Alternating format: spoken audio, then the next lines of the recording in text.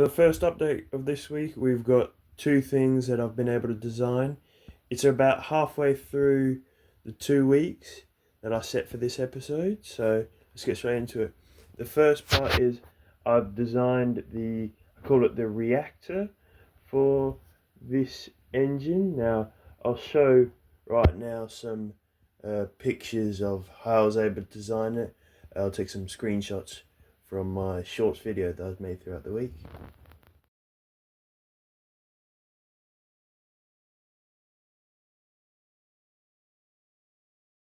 Overall, I'm pretty happy with the design I was able to get for this reactor. The few things that I'm not too happy with is the gap that you can kind of see around there. I can't get that gap any smaller. I've tried my best.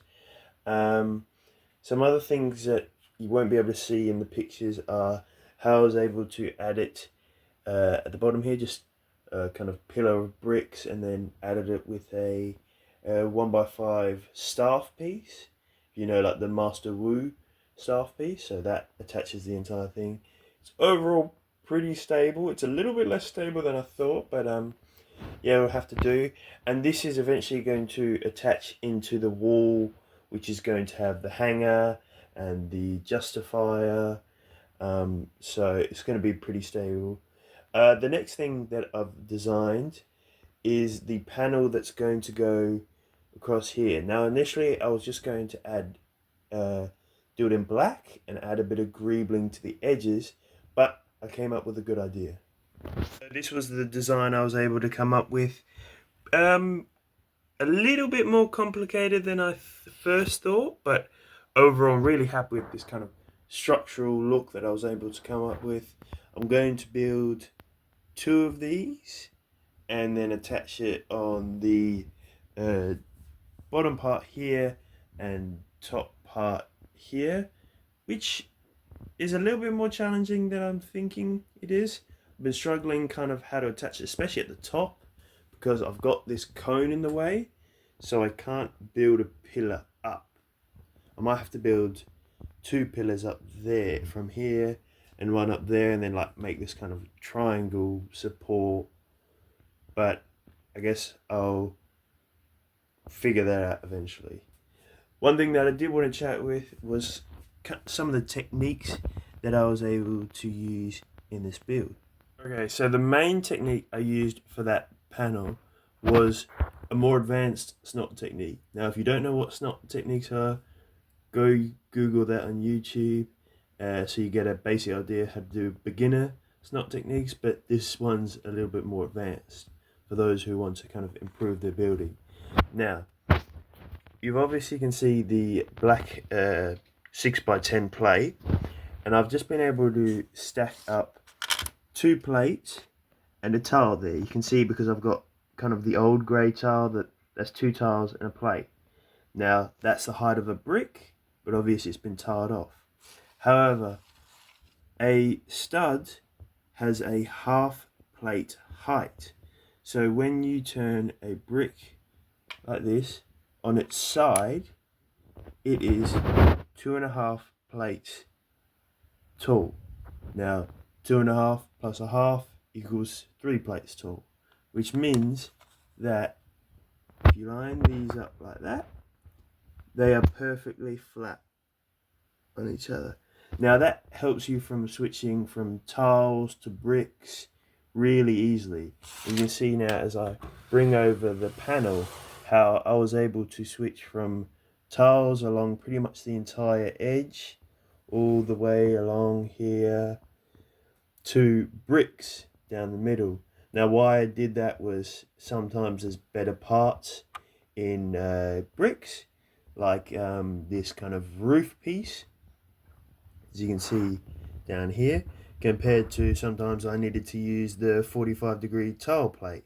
So being able to switch between both is a really useful skill if you want to build super smooth mocks. Yep, that's just a tip that I thought I might show all of you and see if you're interested. So let me know what you think of that building technique. Next up, you'll see me when I've built the second panel and probably attached it to the rest of the build. No, God! No, God, please, no! No! No! No! Welcome back, everyone. As you saw in the last clip, we had a minor setback. It cost me about a day and a half to fix, but besides that, we've got some major progress done on the build. Now, I'm filming this the day it's being released, so this is the end of the 2 week for this episode. Overall, I'm very happy with what I've been able to done. Now, the first thing you can see is I was able to add the panel, the bottom panel, to the side here, and I'm really happy with this final look. It's kind of that in between of what I wanted to do as a border, but I didn't want it to just be a blank border. I wanted to have a bit of detail, so I've kind of gone with this scaffolding / structural look, which I think works pretty well. I haven't been able to add the top panel yet, just because I'm waiting to build the wall that is going to be along here for the interior. So I think I'm just going to wait till I built that, and then I'll attach the panel. Now, the other big thing that I've been able to do is add all of the grey plates to this build. Now, I'm really happy that I had enough. You can see how shiny it is with the reflection of the sun. Overall, really happy with this look. It looks far larger when it's all the one colour, which is really good. Now you can see how big it is compared to those minifigures down there. I've got Rex and what's his name? Hunter. Sorry, I forgot his name for a second. And yeah, overall, I think it makes Mock look a lot larger now that it's all one monochrome colour. Well, kind of. I'm still going to add all the little details with the greebling and the black kind of scarred parts or burnt parts. As you can see here, I ran out of wedge plates, so I had to do a ring of black wedge plates. Now, my idea with that is it kind of looks like the part of the engine's been burnt, and so I'll add the kind of more wedge plates here to make it look a bit more natural and kind of this more natural burnt technique. I just haven't added those yet, but that's kind of my thought process behind that. It's kind of a little bit of a creative way to minimize the impacts of having less parts. It's going to look better because it's not all grey, but it also saves me parts because I don't have all the parts in grey. So that's kind of a trick you got to learn when you want to build big mocks. Is you are going to run out of parts, especially in the particular colour. So you've got to kind of come up with creative ways to limit the effect they have on the build. Now, the other thing that I've been able to add is a little border there on the bottom left of this kind of, I call this the front part of the mock, and the point of view you have from here, that's the side. That's important because when I show you the plans for the next part of the mock, that might help out a bit. Now, just a simple border, I'm just going to do it, I think, up to that high.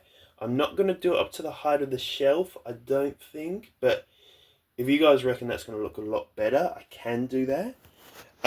Overall, pretty happy with that. I just wanted to add that border to kind of prevent people from being able to see to the inside of the mock. I just thought little tiny border here will make it look a lot cleaner. Now, a few other things I did. I added all the plates behind the railway like I did on this side before. Apologies about the lighting. It's raining for the first time in summer in the place where I'm living. This never happens. But I've got all the plates that go around here and kind of just prevent the gaps of the railways kind of impacting the build, like in terms of letting light in when there shouldn't be. Like they create little gaps. So those 2x4s, which you can see on the side here, stop those gaps. Now, the few things that I've got to finish for this part of the build, it's about 95% complete. I've got to add, finish off this, what do you call it? This semicircle part. I've got the other part of the circle just there, just because I keep hitting it. And The other thing that I keep hitting is this part. This is the most loose and fragile part. I should have a count of how many times I have knocked over that part. Like, it's a good 40 or 50 times that it's hit the ground. I'm going to push the mock over to the right here, or left here, and so I can show you kind of the inside of the build. Oh, I've also built the second panel, like I said in the end of the last video. And there's just a mini figure to see how large these panels are, because I think on camera it doesn't seem as large, but it is ridiculously large. It's a meter in size already, the build, and I'm hoping that this is about half the build. Okay, I was able to move the build over so that I can show you behind. Now, it is rather dark, so I'm going to try and show you with a flashlight. Now, you can see how I wanted the panels to be connected was one mixer joint at the front, in the middle, and at the back there. So each panel has got 3 mixer joints connecting it. And then each panel is connected to the railway at the top by another mixer joint. So there's 4 mixer joints per panel. Now that goes all the way around to the underside, and this panel here is just the side panel, which is like the triangular shape. It's just connected with a Technic beam and a few mixer joints as well, so nothing special about that, but they're all also connected to this part of the engine area. Now turn that light off, kind of explain how that works. Now, these panels are not held in by compression, which means there's nothing underneath them holding them up. Because when you get to the top panels here, I can't build any supports underneath or really on top, because there's no way to get pillars unless the pillars are this far back, and that's a good 20-30 centimeters from where the panels are. So what I had to do instead is, instead of using compression to hold them up, I used tension, which means these mixer joints at the end here are pulling the panels apart and holding them in place. Now, if you understand forces, that makes a lot more sense. To those who don't, I'm probably waffling, but for those of you who wanted to know, that's how I built the panels. And yes, they do break sometimes. Not too often, but a few times, and it's quite painful. Other than that, I'll show you the plans for what I'm going to build in the next few weeks. Okay, so here is the plan for the mock. Now, you'll probably recognize this part of the mock as being the engine. Just outside of the top panel, pretty much everything is there. And you can see that I want to build pretty much an entirely second part of the mock. Now, you can see from this kind of top point of view that the hangar area is about the same size as the engine in area, and it's going to be the same height.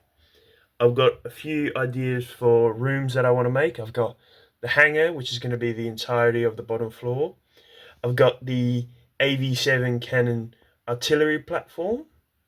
The medical chamber, which is also kind of like the room where Rex and Hunter and the rest of the Bad Batch get rid of their inhibitor chips. I've got the armory, which holds all the like proton torpedoes, the bridge / control room, and someone suggested I also build a reactor room. Now you can see I've got the plans for the second level. I've only decided where the AV7 cannons are go. I haven't decided what other rooms I'm going to build in there, but it's kind of up for debate at the moment. You can kind of see the plan a bit better here. I want to have the hangar on the bottom half of the build, the first level, and then the AV7 cannons poking out the side. Now, I know that doesn't make a lot of sense for the build, because why would you have weapons pointing out of the side of an engine, which is the cross section? But I kind of just want to give an interior. It's not going to make a lot of sense in terms of why there might be a bridge there. I'm not going to build a Venator bridge, but maybe like a control room.